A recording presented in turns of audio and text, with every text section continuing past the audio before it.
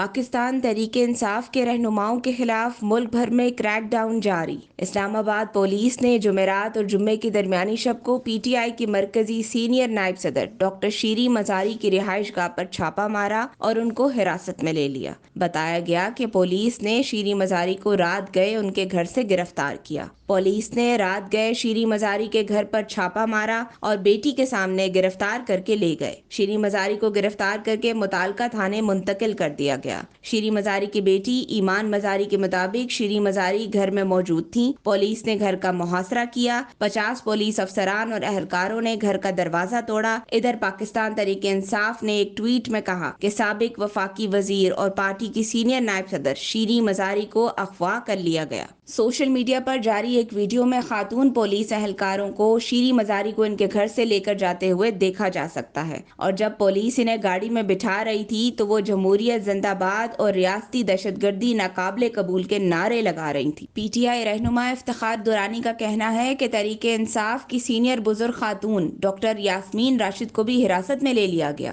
انہوں نے مزید کہا کہ بے شرمی کا راج اس وقت پورے ملک میں جاری ہے، نہ کسی خاتون کے حیا ہے نہ کسی بزرگ کی شرم۔ اس سے قبل پولیس اسلام آباد اور لاہور سے پی ٹی آئی کے کئی مرکزی رہنماؤں کو گرفتار کر چکی ہے، جن میں پارٹی کے نائب chairman Shah Mahmood Qureshi, general secretary Asad Umar, Fawad Chaudhry, اعجاز چودھری، علی محمد خان، مسرت جمشید چیمہ اور دیگر شامل ہیں۔